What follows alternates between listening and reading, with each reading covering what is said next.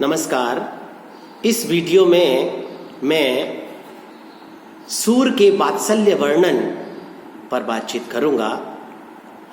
सूरदास के बारे में कहा जाता है कि वे वात्सल्य का कोना कोना झांक आए हैं और सूर ने जो वात्सल्य वर्णन अपने काव्य में प्रस्तुत किए हैं, कृष्ण की बाल लीला, गोप लीला, मान लीला, रास लीला आदि के जो वर्णन भी उनके साहित्य में मिलते हैं, उनके आधार पर इस वाक्य में कहीं भी अतिशयोक्ति दिखाई नहीं पड़ती।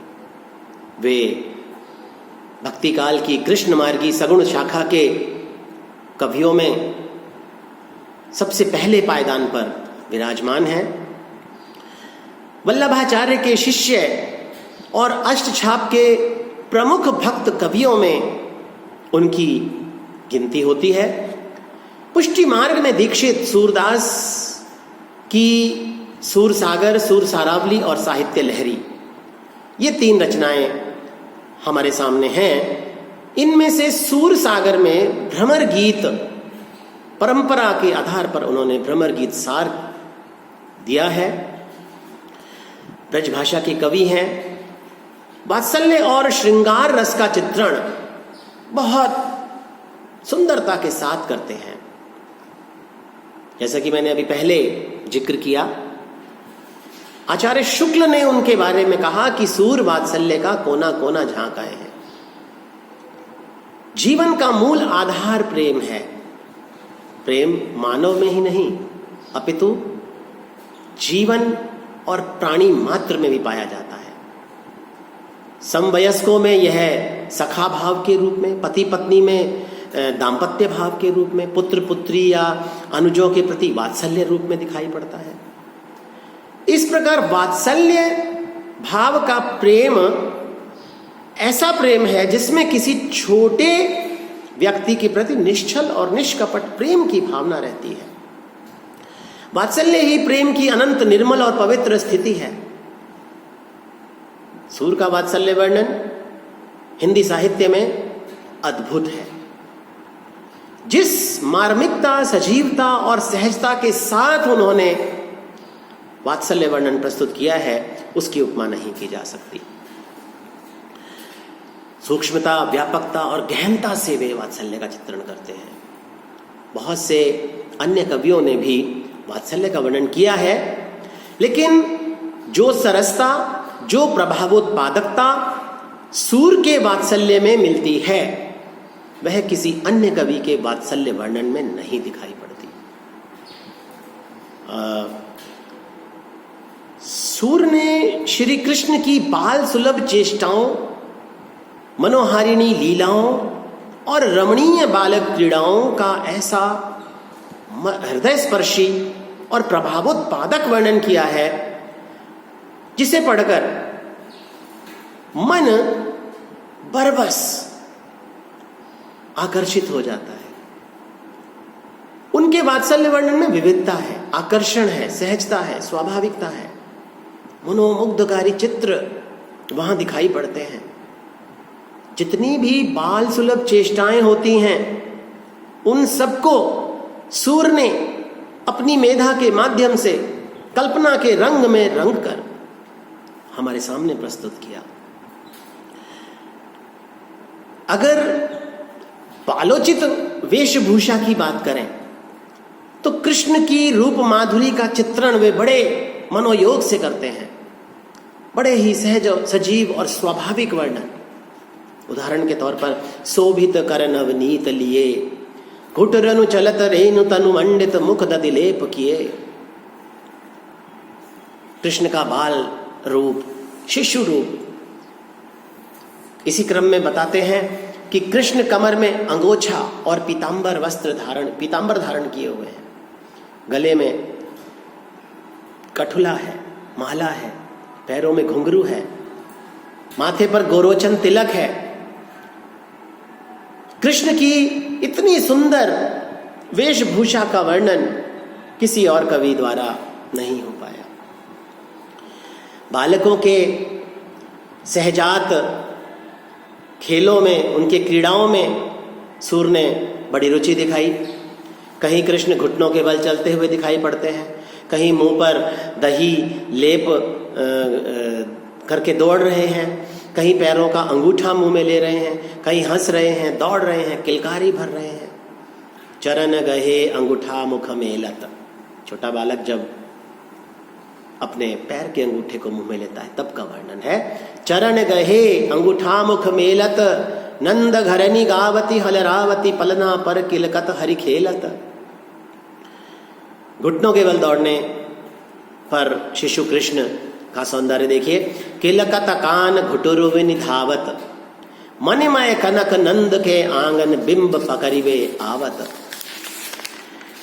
बालक कृष्ण के हृदयस्थ मनोभावों, बुद्धि चातुर्य, स्पर्धा, खींच, प्रतिद्वंद्विता, अपराध करके उसे छिपाने की प्रवृत्ति, सफाई देने की प्रवृत्ति, इन सबका बड़ा प्रभावोत्पादक चित्रण हुआ है। बालक कृष्ण जब दूध पीने में आनाकानी करते हैं तो माँ यशोदा विभिन्न प्रकार का प्रलोभन देती है, दूध पिलाने की कोशिश करती है, बहलाती है, फुसलाती है। तेरे बाल बड़े हो जाएंगे, बलराम भैया की तरह तेरी चोटी लंबी हो जाएगी। और एक हाथ में माँ ने दूध का कटोरा लिया हुआ है तो उसे कृष्ण को दिखाती भी है, देख तेरी दूध पीते पीते चोटी बढ़ जाएगी। लेकिन कृष्ण इस बात से सहमत नहीं। वे बार बार पूछते हैं, मैया कबहू बढ़ेगी चोटी, कि तो बार मोहि दूध पियत बहु अबहु तलक है छोटी। बालक के संस्कारों, समारोहों और उत्सव आदि का वर्णन भी वात्सल्य भाव की अभिव्यक्ति में सूर करते हैं। बालकों का कर्ण छेदन, नामकरण संस्कार, वर्षगांठ आदि के अवसर पर माता पिता के हृदय में जो सहज उत्साह होता है, प्रेम होता है, वात्सल्य होता है, वह स्वाभाविक रूप में उमड़ने लगता है।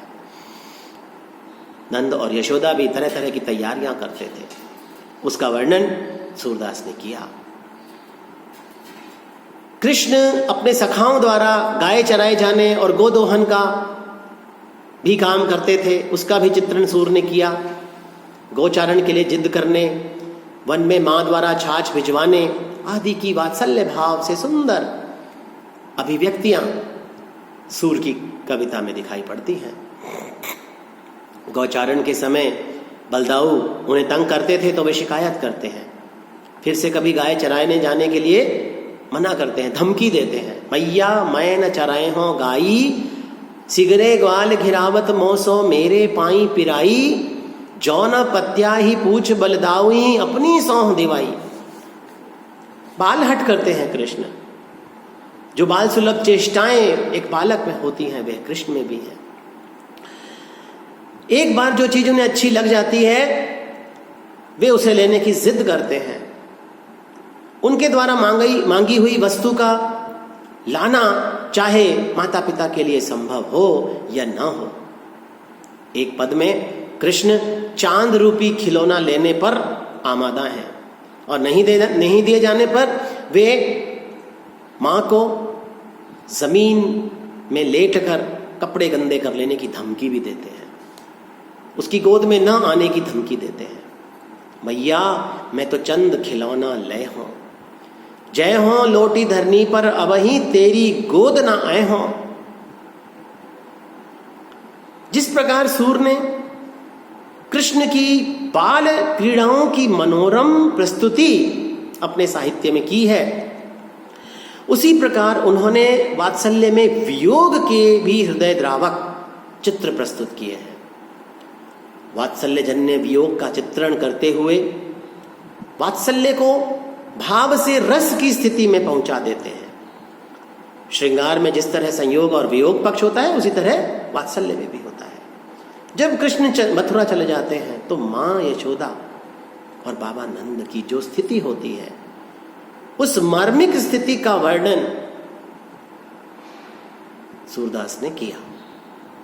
यशोदा पुत्र के विरह की स्थिति देखी नहीं जाती, यशोदा का रोम रोम पुकारता है और वह कहती है कोई ब्रिज में हितु हमारो चलत गोपाल ही राखे। जब उद्धव